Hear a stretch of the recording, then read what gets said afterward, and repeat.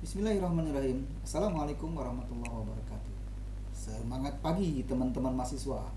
Berjumpa kembali dengan Bapak di mata kuliah Matematika Informatika 1, kode mata kuliah VII 1C3. Seperti biasa, Bapak ditemani oleh Ibu Maria Kristina yang sudah mengajar di mata kuliah yang sama, ya, namun di kelas yang berbeda. Baiklah teman-teman mahasiswa, kita akan masuk di penyederhanaan fungsi boolean, yaitu McCluskey, ya. Baik, kita masuk di slide yang berikutnya. Teman-teman mahasiswa, penyederhanaan McCluskey ini adalah salah satu bentuk menyederhanakan fungsi boolean, ya. Metodenya adalah Cohen-McCluskey, ya, khusus bagi suatu fungsi boolean yang lebih dari tiga variabel. Dalam ini adalah 4 atau lebih, ya. Algoritmanya itu ada 7, ya, jadi teman-teman mahasiswa bisa membaca, ya. Kita sama-sama simak, ya. Yang pertama adalah membuat 2 kolom, ya.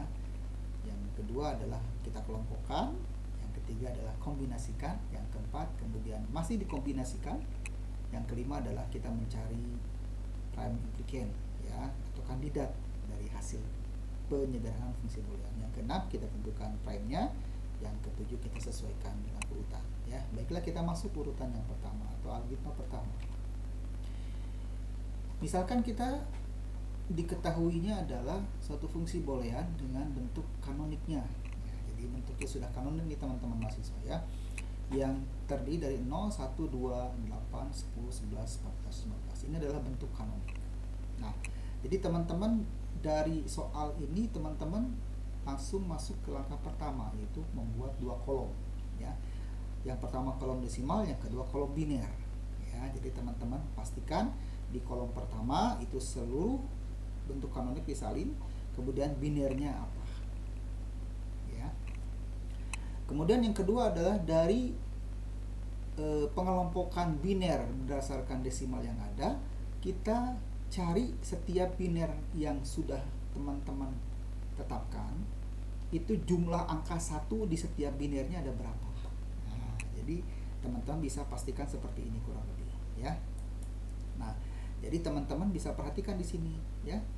Ya, pada saat teman-teman masuk ke desimal jumlah angka satunya, kelompokkan, ya. Setelah itu barulah dibuatkan, karena ini 4 variabel, maka buatkan suatu tabel seperti yang sebelah kanan. W, X, Y, Z itu sudah teman-teman bisa ketahui, ya. Dipastikan kelompok-kelompokkan, jumlah angka satunya itu dikelompokkan, bagi jumlah angka satunya 0, kelompokkan desimalnya mana, jumlah angka 1 dalam binernya ada 1, kelompokkan, ya. Kemudian jumlah angka 1 dalam desimal 2-nya dikelompokkan, begitu seterusnya, ya, sehingga menjadi suatu tabel di sebelah kanan seperti ini, ya.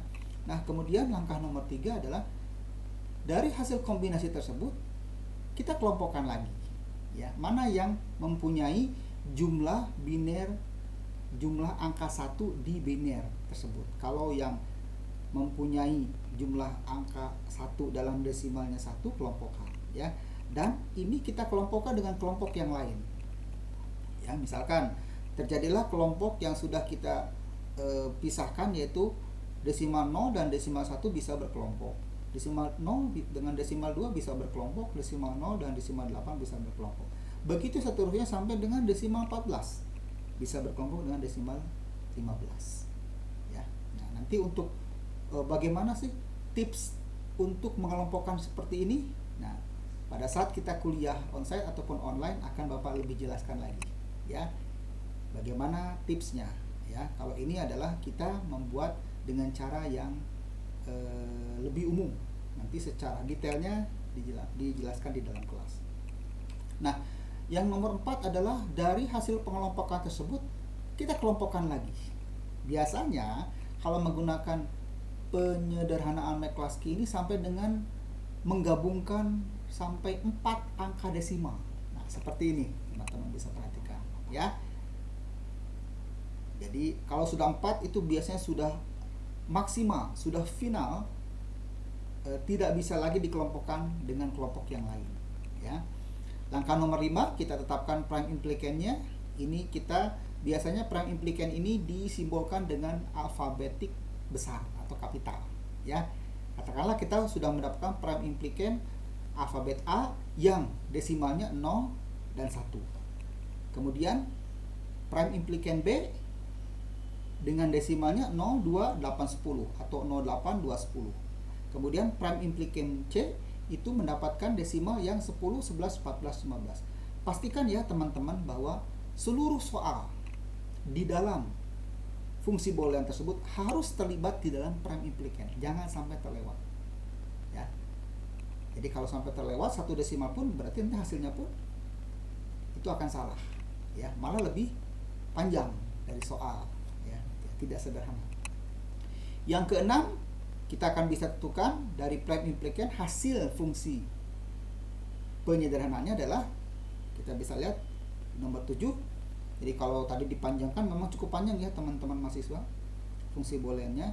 Nah, kita dapat hasilkan adalah bahwa fungsi atau hasil penyederhanaan dengan McCluskey itu adalah yang soalnya tadi ya, yang banyak tuh kalau kita panjangkan itu agak banyak. Kalau tidak ada W, X, Y, Z.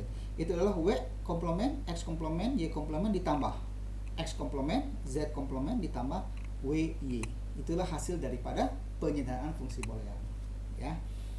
Nah, demikian teman-teman ya, secara keseluruhan ya, bagaimana kita menentukan fungsi boolean kita sederhanakan dengan menggunakan McCluskey.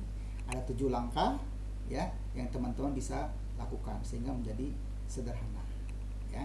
Baik, ini soalnya silakan latihan ya di rumah masing-masing ya supaya teman-teman bisa lebih paham ya. Baiklah, demikianlah teman-teman mahasiswa video pembelajaran fungsi boolean menyederhanakan dengan menggunakan McCluskey. Sampai ketemu di video pembelajaran berikutnya. Assalamualaikum warahmatullahi wabarakatuh.